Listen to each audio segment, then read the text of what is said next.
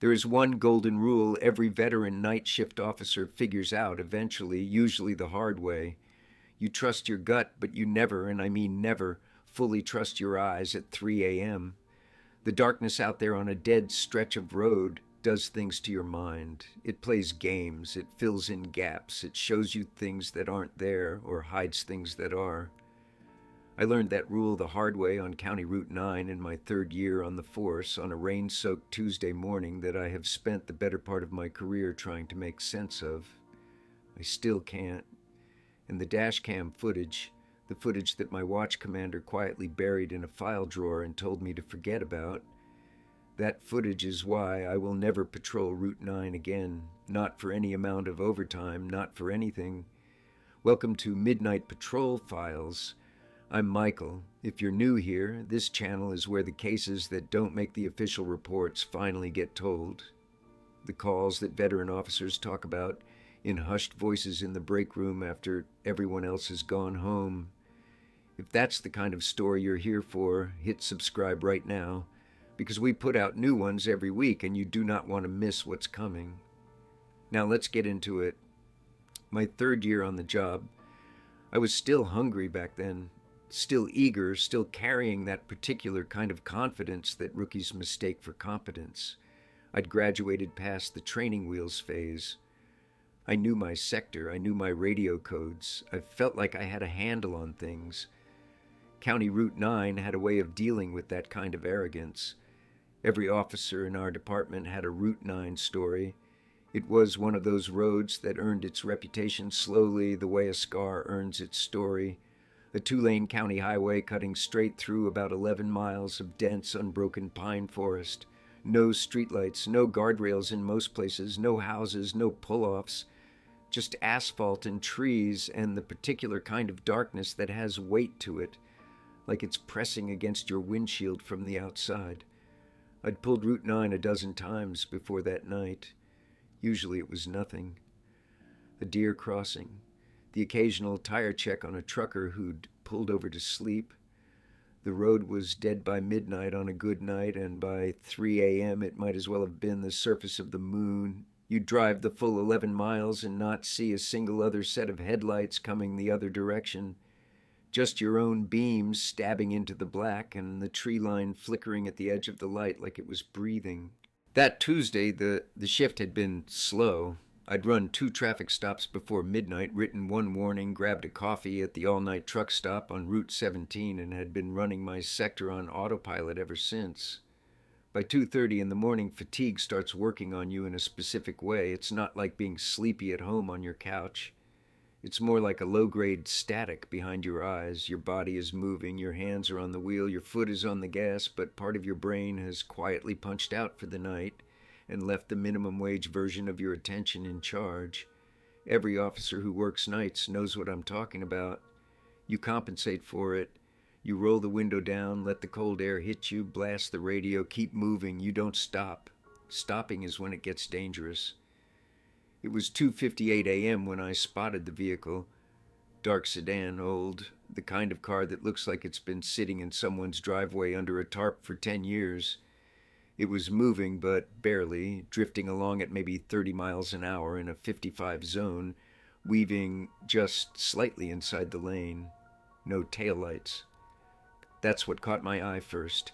The complete absence of red at the back of the car. Just a dark shape in the darkness, which in itself is a hazard on a road like Route 9.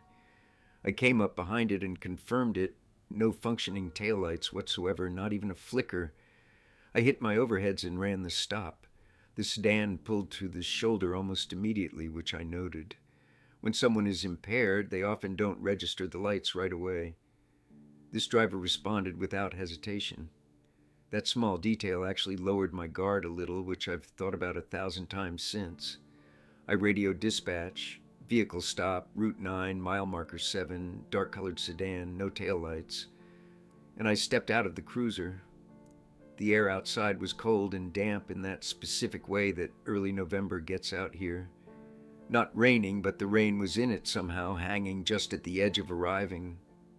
My boots hit the wet asphalt and I could smell the pine from the tree line on both sides of the road.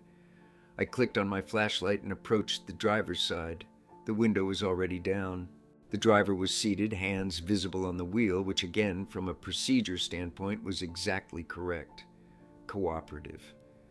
But as I got to the door and shined my light in, the details started pulling at something in the back of my mind, something I couldn't immediately name. The interior of the car was dark and damp-smelling, the kind of smell a vehicle gets when it's been sitting through wet weather with the windows cracked for a long time. The upholstery was old, not vintage-styled old, actually old, worn down to the fabric in places. There was no phone mount on the dash, no charging cables, no coffee cup, none of the ordinary clutter of a modern car. The dashboard itself looked like something from a much earlier era. The driver was a man, middle-aged, I guessed, though it was hard to be certain. He was wearing a dark jacket, collar turned up, and he was sitting very still in a way that wasn't tense exactly, but wasn't relaxed either, just present, just there. His face was in shadow no matter which angle I held the flashlight because of the way the collar was pulled up and the way the brim of a hat cast the overhead shadow down. I remember thinking I needed to get a better look at his face, but something about the geometry of it kept defeating me. I told him why I'd stopped him. No taillights. Asked for his license and registration. He didn't speak. He just reached, slowly, deliberately, into the inside pocket of his jacket and produced a single card, a driver's license. He held it out to me without turning his head. I took it. The card felt wrong the second that it was in my fingers, not the texture of the modern laminated licenses we're all used to. This was thicker, stiffer, with a kind of grayish tint and a font I didn't recognize from any current state format. The photograph was small and flat. The information was printed in a style I couldn't quite place. I told the driver I'd be back in a moment, and I walked back to my cruiser. I got back behind the wheel, pulled the door shut, and held the license up under the interior light. The name, the date of birth, a county address, an expiration date I couldn't quite make sense of because the format was off. The year seemed wrong, but I chalked that up to my 3 a.m. brain misfiring. I ran the information through dispatch, read the name out letter by letter, gave the plate number I'd noted on the way up, and waited. I remember sitting there watching my rearview mirror. The sedan was still there, maybe 40 feet back, sitting on the shoulder. No movement from inside, the driver's silhouette visible through the rear windshield, perfectly still, hands still on the wheel. Dispatch came back on after a moment longer than usual, and when the voice came through, there was something different in it. I've talked to a lot of dispatchers over the years, and you learn to read tone the way you learn to read body language. There are the flat, routine responses, and then there are the pauses that mean something is wrong. This was the second kind, a pause that felt like someone on the other end looking at a screen and reading something twice. She asked me to repeat the name and the plate. I repeated them. Another pause, longer this time, and then she told me, in a voice that had gone very careful and very quiet, that the license I had just run was flagged in the system, that the name, the vehicle, and the plate were associated with a missing persons and stolen vehicle report. She told me the report was originally filed in the fall of 1988, 34 years before I was standing on the shoulder of Route 9 with that card in my hand. I told her to repeat that. She did. I looked up from my radio toward my windshield. The shoulder of Route 9 was empty. The sedan was gone. No taillights pulling away into the distance. No sound of an engine. No dust or movement in the air. Just the black road and the black tree line on both sides, and the rain starting to come down in thin, quiet sheets. I got out of the car. I walked back up to where the sedan had been sitting, and I stood there on the wet asphalt with my flashlight aimed at the shoulder. The gravel and mud on the edge of the road were completely undisturbed. No tire tracks, nothing to indicate that a vehicle had ever been sitting there at all. My mouth had gone completely dry. I stood there for what was probably 30 seconds, but felt like 10 minutes, just running my flashlight back and forth across the shoulder, across the road, into the tree line. Nothing. Not a sound except the rain and the distant sound of my own cruiser idling behind me. I was gripping the flashlight hard enough that my knuckles ached. I walked the full shoulder in both directions for 50 yards each way. Nothing. I got back in the cruiser. I drove back to the precinct. I didn't stop, didn't slow down, didn't pull over. I drove the full 11 miles out of Route 9 with both hands on the wheel and my eyes straight ahead. And I told myself firmly and repeatedly that there was a rational explanation, that the car had simply pulled out while I was on the radio, that I'd missed it in the mirror, that the mud on the shoulder was harder than it looked, that 34-year-old records had typos, data errors, mismatched fields, that I was tired, that it was 3 a.m. I told myself all of it, and I almost believed it. Then I got back to the precinct and pulled the Dashcam footage. That was the moment that took everything I'd just told myself and put it on the floor. Our cruisers at that time recorded continuous Dashcam footage, wide-angle lens, decent low-light resolution with an internal microphone that picked up both the exterior ambient sound when the windows were down and the interior sound of the cabin. Standard setup. I'd reviewed my own footage maybe a dozen times before for incident reports. It was always exactly what you'd expect. Mundane, procedural. Tonight was supposed to be the same.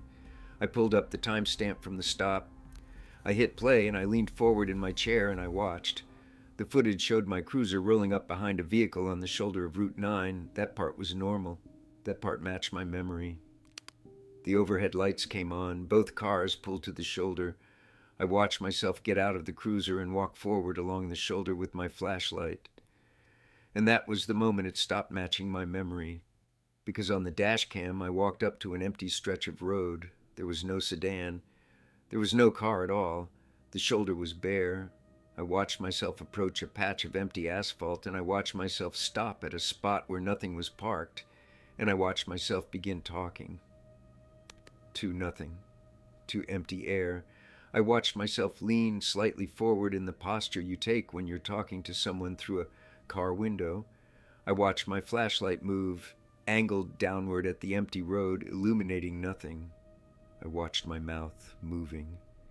And I watched my right hand extend, reach out at roughly door handle height, and close around something invisible.